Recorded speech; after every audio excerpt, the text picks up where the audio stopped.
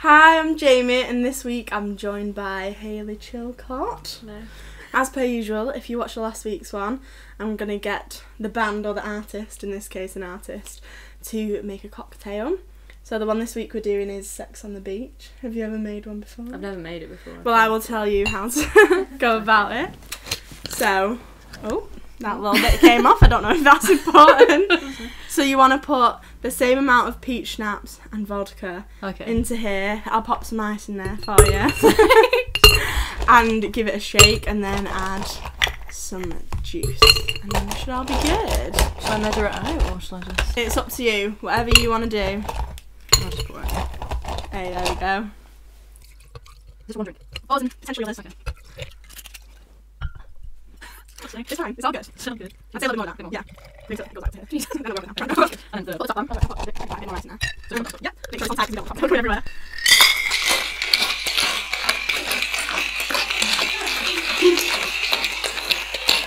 Have you done this before? No. Well, you're doing a good job. Thank you. We're just experimenting on this one. This one's stuck together, so we're not going to try. And then you want to keep the top on. Oh, that was my fault. And then just some juice, equal parts again in each one. Okay. Dead easy. And then the orange, and we're all good.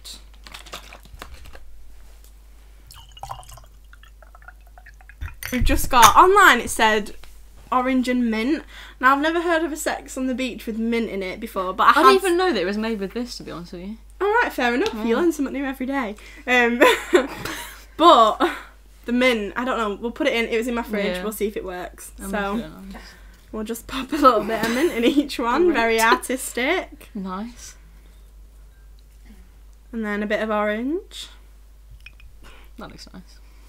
And this week I have written the names on the straws. So there you go. Thank you. Enjoy. Yeah, that was really nice. You did good. Thank you. Maybe better even than the lads last week. Well, yeah. That's not hard. You've recently come out with your new debut EP. Finally Home, yeah? Yeah. So where did that come from? Like, why did you decide to write an EP? I think I've been like wanting to do it for a few years, but it never kind of felt like I was ready, I guess. And I think being in Brighton and like kind of meeting new musicians has made me kind of, I guess, mature as like an artist. And then working with other musicians as well, like kind of made my songs come to life.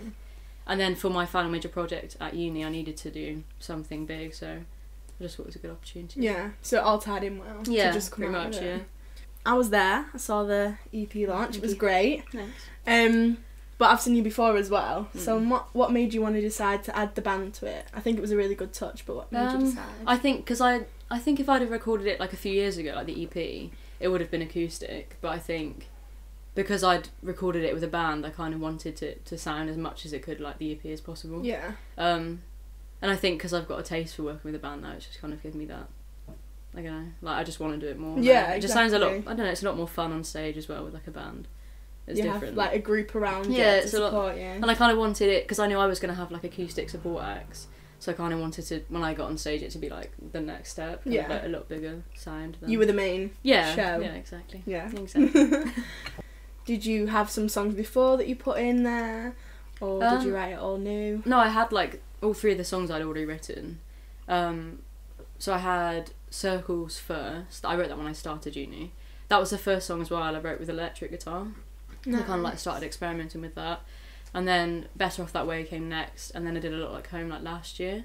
I think they were just really like like the three main like strong songs that I kind of had that I was happy to like release. I think. Yeah. I think all my other stuff kind of is old or like it's not strong enough. I don't think that I'd release it. Where did the name Finally Home come from then?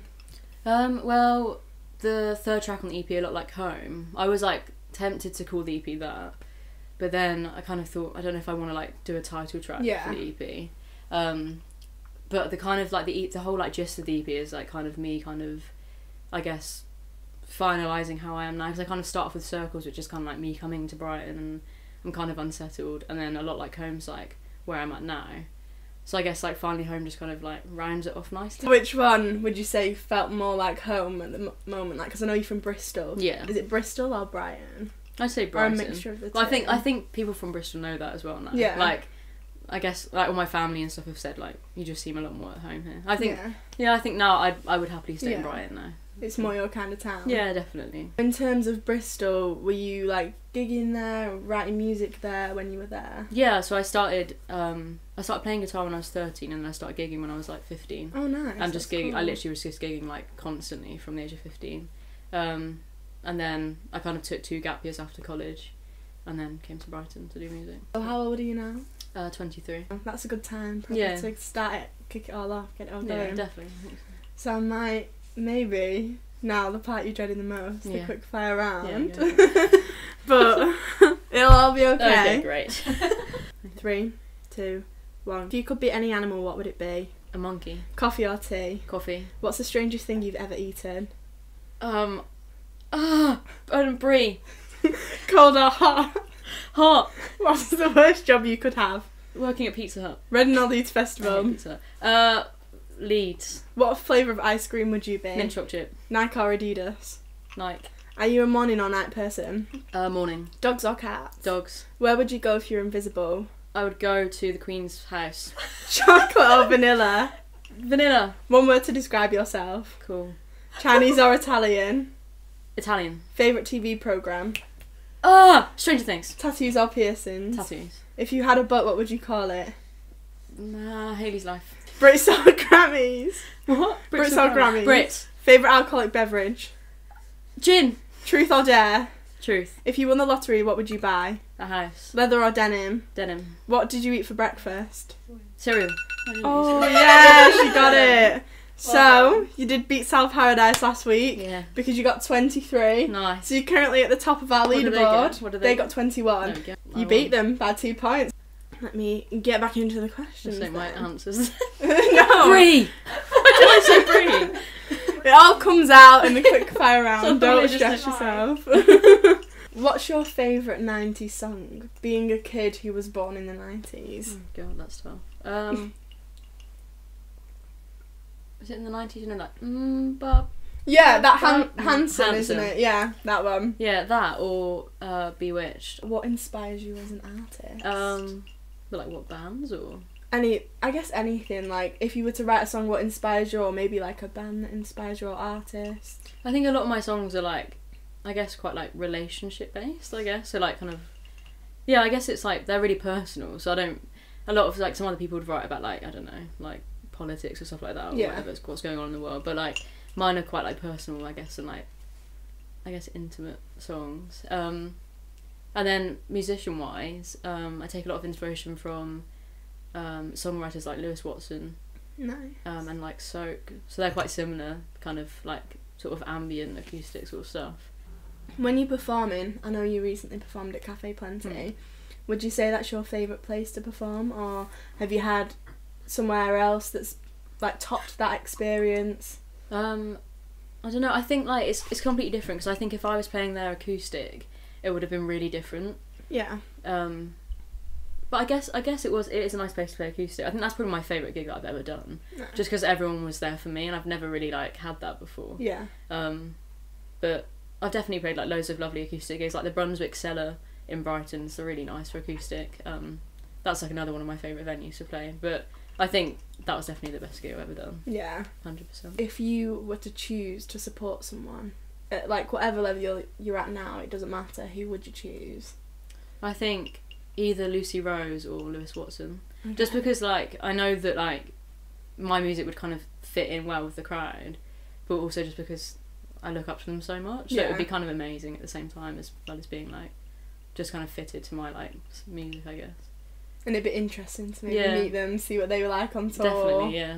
Definitely. And cool. They're both such like humble musicians that I think they'd be easy. It wouldn't be like daunting to meet them. It would be like nice. So I think those two. I think. And out of your whole processes, like writing, performing, recording, which would you say was your favourite?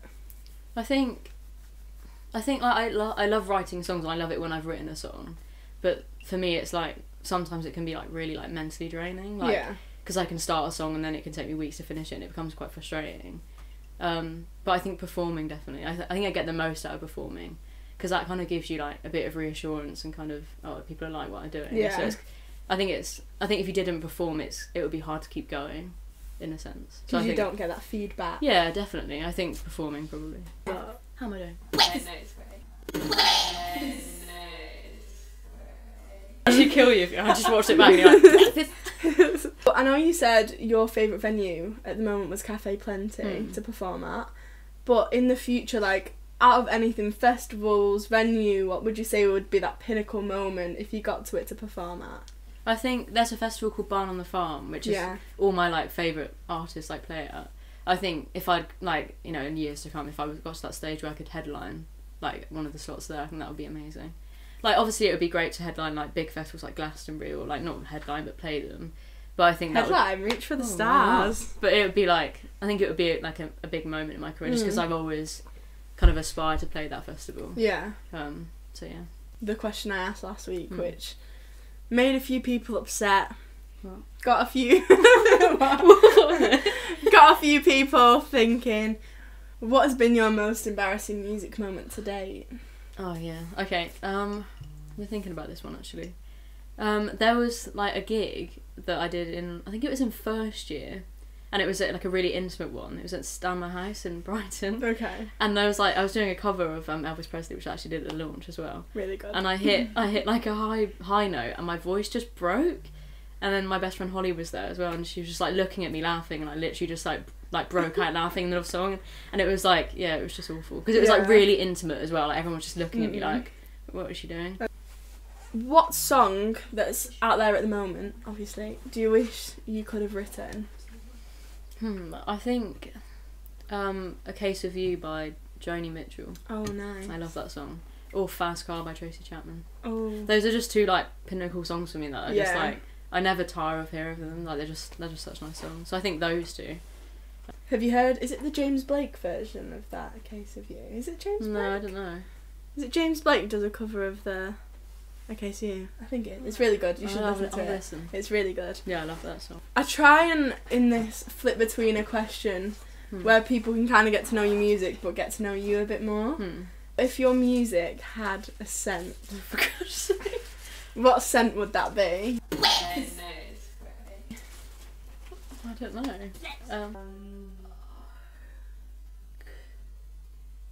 I think it would probably be, you know, like Yankee Candles. Yeah. I think the cotton one. Okay. Because I like to think my music's quite homely. So. Yeah. Yeah. The Yankee Does that Candle. work? No, that works. That's perfect. Yeah. That's a lot different from the one we had last week, which was Sweat. Taking it way back. What were you like in high school? Little Bristolian. Yeah. Wandering the streets. Oh, there we go. I was a lot more Bristolian then. Yeah. I feel like my accent has changed quite a bit since I've come to Brighton. I mean, it's still there. Can you hear it? But I like it. You like it? Yeah. It's like family. Yeah, great. Brilliant. I was quite like not goony. I was kind of like, you know, like the in-betweeners. Yeah. I was kind of like an in-betweener. Like I wasn't popular, but I wasn't really like on the other end of the spectrum. Yeah. Low end. Low end. It's like a product. Low end. Like low end product. Yeah, I was kind of like in the middle. I don't know. I went through the stage of like I went through a scene phase. So yeah, like I have massive hair and stuff. Massive hair? Like, you know the backcombed hair. Yeah, it was awful. If I can, insert a picture in. No. There was a little, like, I look back now and I'm embarrassed, but at the time I thought I was really cool, so. But I think everyone goes through that stage. Yeah. Like, I was talking with my friends a few weeks ago, I think you either go through like an emo phase or like a chav phase. Yeah, it's one or the other. Yeah, it's one or the other. So either way you're going to have an embarrassing kind of high school period. Yeah. Whether that be the Dream Matte mousse that's a bit orange there we or... go, yeah. Backcombed hair. Yeah. Which isn't that embarrassing at the end of the day. If you saw the picture, it was embarrassing. I will look it up after this. Trust me, great. Yeah. But